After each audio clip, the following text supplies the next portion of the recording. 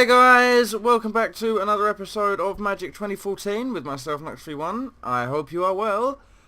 Today we are going to be going through the Kamigawa section of the expansion. On the far-flung plane of Kamigawa, you learn of a powerful samurai who possesses the scale of a white dragon. You must use all of your skills to search Kamigawa, retrieve the scale, and move one step closer to completing the spell. Excellent. So, this is a five encounter area, and it looks like there are two sort of big Planeswalker dudes up here. So, Nezumi Swarm, overcome this encounter. We will. Your first taste of Kamigawa is a mouthful of swamp water. As your eyes adjust to the gloom, you see numerous hairy forms emerging from holes in the muck. You have landed in a Nezumi lair, and the rat people are not pleased. Not a fan of Kamigawa. Alright, we're going to go in with the Guardians of Light. Let's do this. No, that is a terrible hand.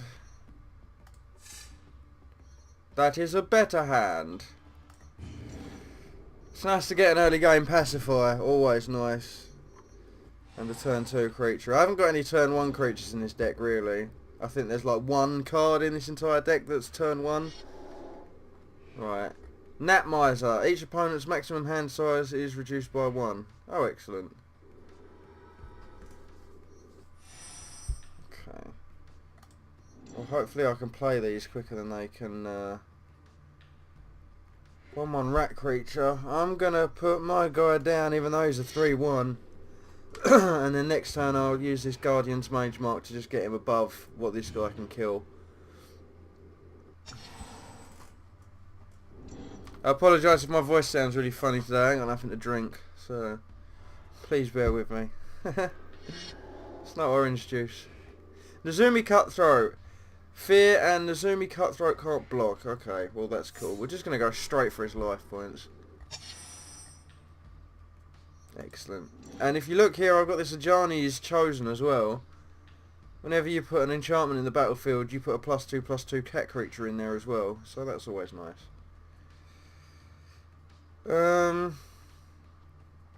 Yeah. Do that. And then attack with him. Now, do I want to pacify this guy when I get the chance? I'm not really too sure. Yeah, he's got fear, which I think means he can't be blocked by creatures other than those with... Yeah, while it's attacking, this creature can't be blocked except by artifact creatures or black creatures. Okay. So he's already down to 16 health. Excellent. This is a good start. Now he's probably going to do me for at least 3 next turn. At least. There you go. So he's got me down to 17. But I am still ahead of this little game that we're playing. Right, so I've got a Pacifism. And I've got a Ajani's Chosen, which is a 3/3. But it gives us extra stuff.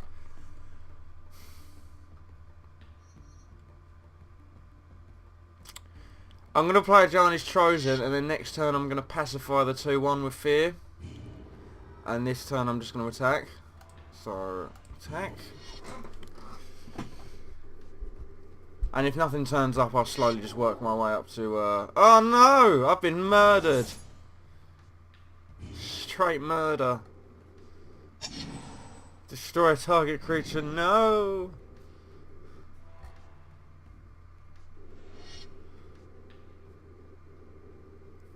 Can't block it because I haven't got a black creature or an artifact creature. So that's the worry. Now, if he keeps doing that, poking through. Hang on, what's this? Each opponent's maximum hand size is reduced by 2.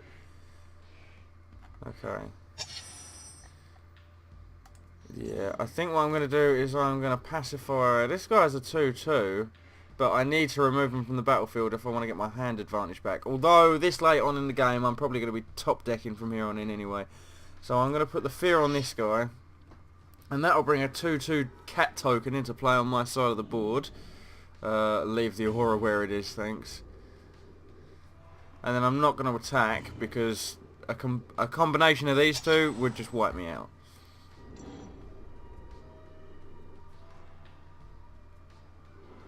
Ooh, something exciting is obviously going on outside. There's lots of police sirens and whatnot.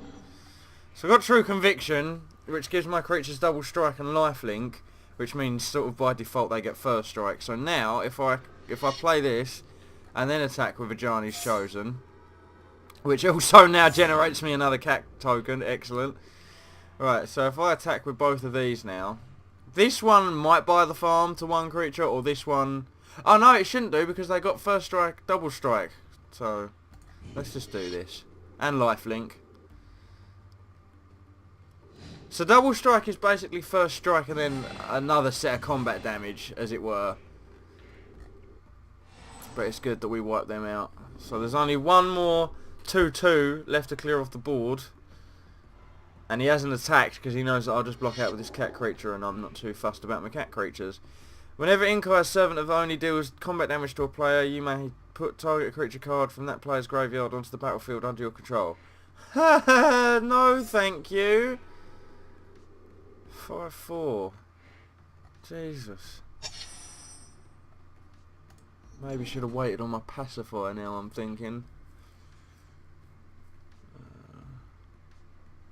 And even if I attack with everything, it's not fatal. So the more creatures I put up to... Has this guy got any fear or anything like that? What is ninjutsu? Because this is... After one of your creatures attacks and your opponent doesn't block it, you can reveal a card with ninjutsu from your hand, pay its ninjutsu cost and return the unblocked creature to its owner's hand. Then you put a creature with ninjutsu onto the battlefield, tapped and attacking. I don't really understand Kamigawa. I'm sorry.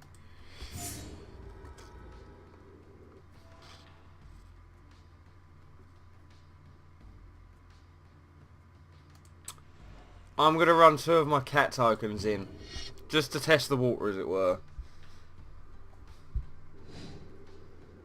That's an excellent trade. Beautiful. And I'm up to 28 life. So this guy's not as concerning as he originally was. Nezumi Ronin. Bushido 1! Again, I don't know what any of this is. More info. A creature with Bushido gets a temporary boost to its power and toughness whenever it blocks or becomes blocked.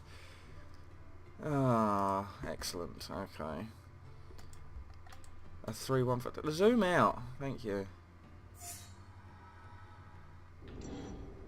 And I can't fold now, man. He's down to 8 life. And he's not attacking, so he's obviously all about that defense. Oh my god, game 1. Celestial Mantle allows me to give +3/+3 to any of my creatures, and whenever enchanted creature deals combat damage to a player, it gets double its controller's life total. That is the perfect card to deal with that 5/4.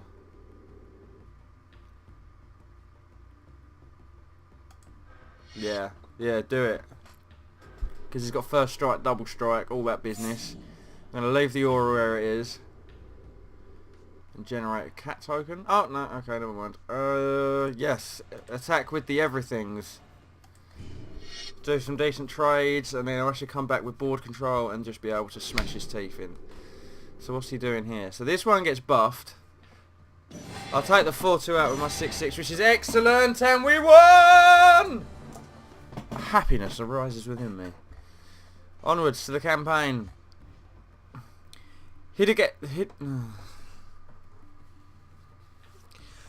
Hidetsuku's Wrath. Overcome this encounter. You move into the mountains where you see I'll try again. You move into the mountains where you see stone stairs leading to an ominously large cave. This is the rumoured lair of the I can't talk today. This is the rumoured lair of the fearsome ogre turned Oni Hitsutsugi. Tales of this demon are grim at best. You'll find an important clue or a certain death. Excellent.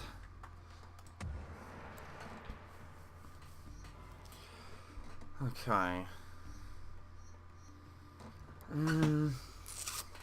With starting hands like these that are just loaded with enchantments, I sometimes think to myself, well, if you go for it, you've got your trap, your pacifier, and you've got a couple of enchantments to wane off any danger as well for a few turns.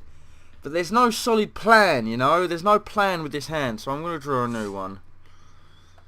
Yeah, and that's a much better starting hand. Much, much better. Okay, well I've got a creature. I've got 2 creatures. And I've got some spells and enchantments. So I've got one spell and an enchantment. But this is actually quite a powerful spell if you can get up to 5 mana. Just gives you control of a creature. Gain control of target creature of an opponent's choice that he or she controls. Now, if you can get it up to the 5 and then pay the extra, 6, 7, 8, 9, you can just keep doing it and doing it and doing it until they've got no creatures left on the board. So, and then it's best to just attack and kill their faces. Now, between this match and last match, I did actually manage to find a Dr. Pepper. So let's try and sort my voice out. Volcanic Hammer deals 3 damage to target creature or player. Now, usually I'd be concerned about something like that, but it just means he's used Volcanic Hammer on turn 2, basically. So I know that's not really a threat I've got to worry about later on in the game. He might have others, but he's got rid of one. So it's always a step in the right direction.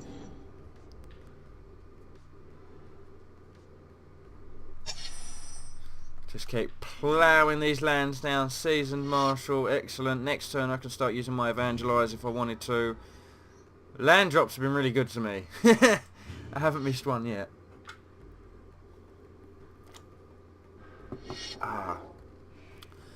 Yamabushi's Flame deals 3 damage to target creature or player. If a creature dealt damage this way would die this turn, exile it instead. Aww. Get exiled. So he's got a lot of control. He's got a lot of removal spells and that sort of thing. Alright.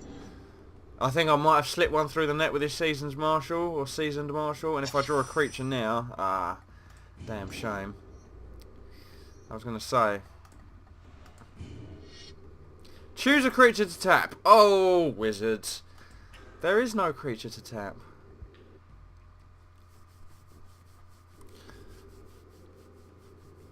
Okay, I've made the first dent. Excellent. 18 health. And I've turned off the combat animations. I might have to turn them back on because it's a bit disconcerting not seeing what's going on. Heartless Hidatsugi. I don't know. Just go with it, okay? Heartless, that guy, deals damage to each player equal to half that player's life total rounded down. Hang on, what? Deals damage to each player equal to half that player's life total rounded down? Jesus wept.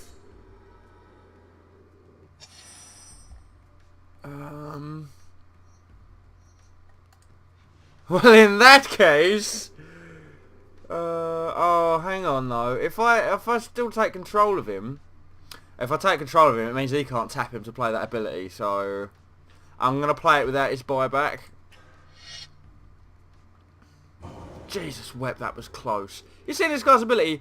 Deals damage to each player equal to half that player's life total rounded down. Horrific, mate. Horrific.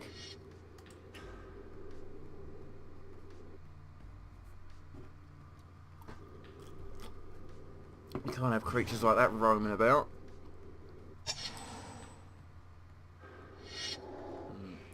Disintegrate exceeded 4 times. Oh, man. Pardon me. Disintegrated his own card after I took control of it. Bless his little cotton socks. Excellent. There's some extra land. Now this Admonition Angel, it's a good card on the face of it. 6/6, 6, flying, etc. But it's got this thing called landform. Whenever a land enters the battlefield under my control, I can exile one of his permanents other than Admonition Angel.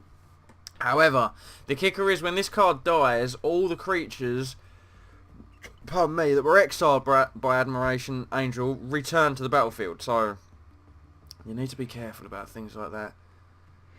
The thing I've got to consider is, pardon me, I can do combat damage to a player this turn.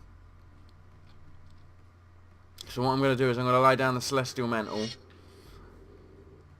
and then I'm just going to go straight for the attack, and I'm going to laugh as my life total doubles if he lets this through.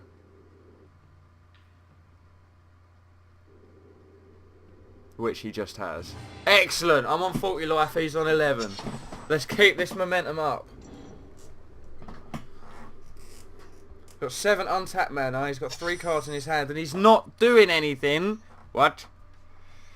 Now, I could put the Daybreak Coronet on this dude, give him 3, 3, 5, 6, 7, 8, and then times 2 is fatal. So hopefully we'll get him with the double strike. Continue. And then that Daybreak Coronet seems to give it vigilance as well. Enchanted creature gets +3/+3, has first strike, vigilance and lifelink. Now it might look like a cheap card on the face of it, 2 mana, but the creature has to be enchanted, so there's no way you could just play one creature turn 1 and then this guy's turn 2. It needs to be enchanted with another aura. So here's to hoping. 3, and then... Okay. I was kind of hoping double strike would work, but I don't really understand the mechanic, to be honest.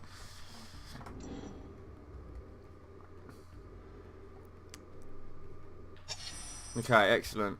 And then I could top him up with indestructibility, but it's not really necessary. I think what we're just going to do is go play my Admonition Angel just in case he's got anything to deal damage. I'm on 96 life, so I'm going to attack with this dude. I'm going to finish.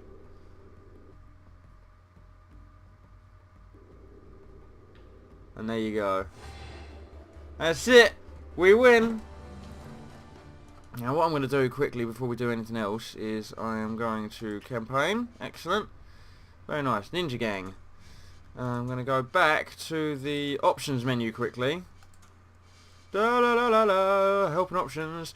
See, last video I did was recording in like 4.3 aspect ratio, and for some reason this menu never stays the same as what I leave it. So blame that, not me. I'm sorry. Right, what did I want to change? I wanted to change combat animation. There we go. Okay, excellent.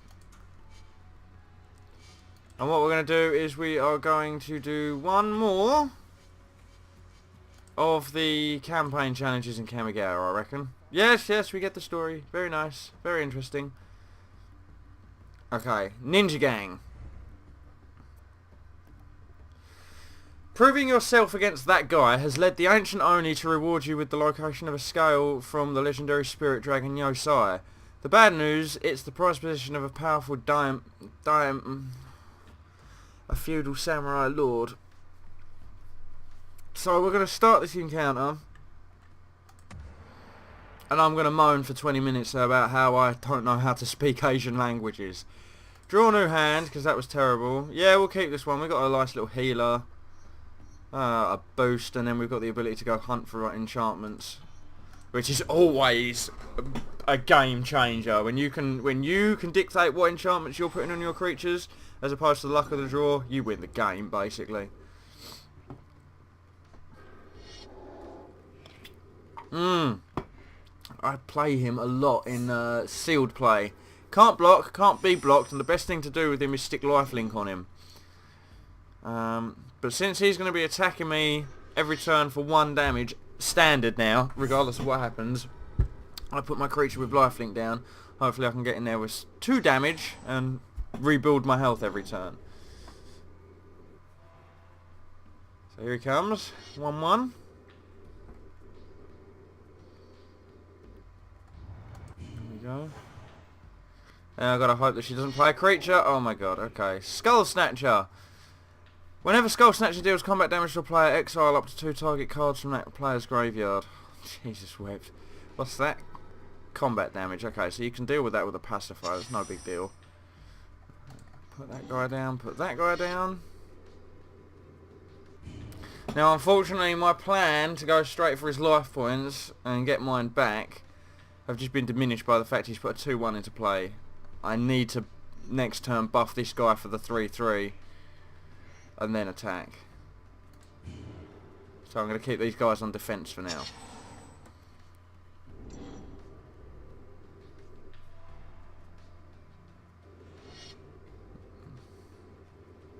But hopefully I can earn back some serious life next time.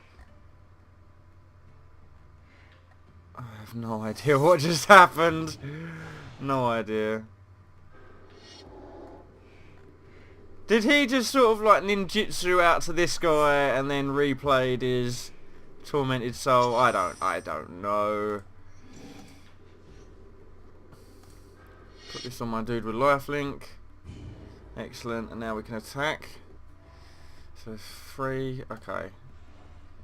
Do I risk losing my Blade of the Sixth Pride just to cause some damage? I reckon yes. Because he's only got 3-1, if that makes sense, and that defensive one isn't really gonna help us any. Okay. So I should have probably seen that was coming. But we do kill him, so... And I wonder if that was the one that had the effect on it. Yeah, exile up to 2 target cards from that player's graveyard. I don't want that. Because I've got cards that allow me to what's the word? Put the enchantments back on people. She's thinking. I don't know what she's thinking. There we go.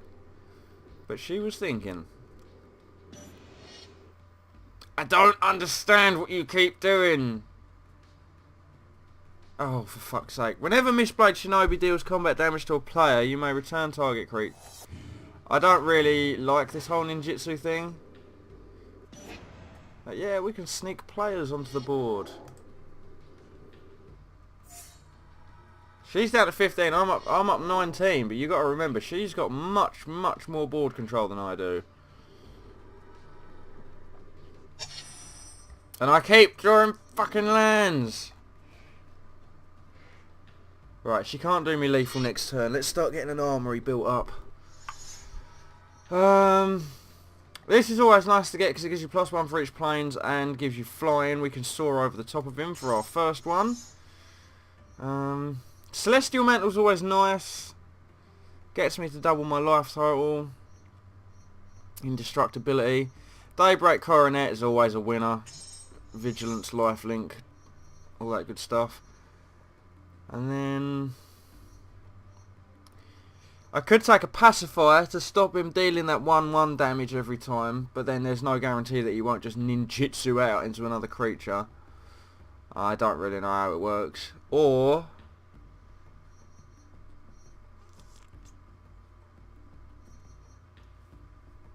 we take Angelic Destiny, which gives my creatures +4/+4, has flying and first strike, and is an angel in addition to its other types. I always like getting this card on 3 Dreams because it holds its value. Whenever enchanted creature dies, return Angelic Destiny to its owner's hand. So that's what I'm going to do. I'm going to do that, because even if he does get taken out, I've still got the enchantment to play. So, and I don't mind that I'm going to take 4 damage this turn, unless he ninjutsus out to something that's got like XX, where X is the number of creatures and planes and everything you control. So what was that? That was 6 damage. It's fine.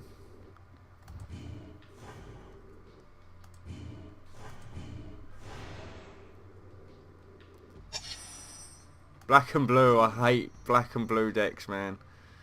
With a furious passion. Right, here's what we're going to do. Ajani Sunstriker, and then they do exactly the same. Angelic Destiny and Armoured Ascension will do exactly the same at this point. +4/+4 and flying. +4/+4 and flying basically, but then this one gives me first strike and is an angel. So that's what I'm going to do. And I know that if he takes this creature out, I can just get that enchantment back to my hand. I'm not going to attack because obviously I've got Summoner Sickness. I'm going to wait for him to come to me. Or her. Ninja Gang, represented by this female person. Hello. She takes a long old time to think, this girl. Right, ninjutsu. Whenever Okiba Gang Shinobi deals combat damage to a player, that player discards 2 cards. It'll be the planes. I'll tell you that for nothing. It'll be at the frickin' planes.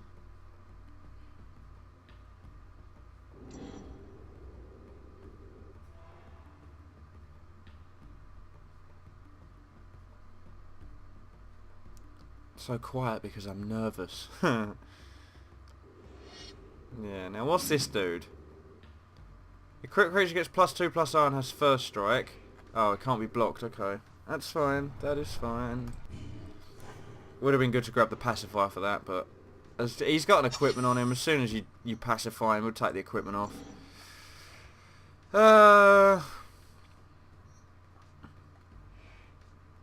First strike, vigilance, and lifelink. What we're going to do is we're going to go that.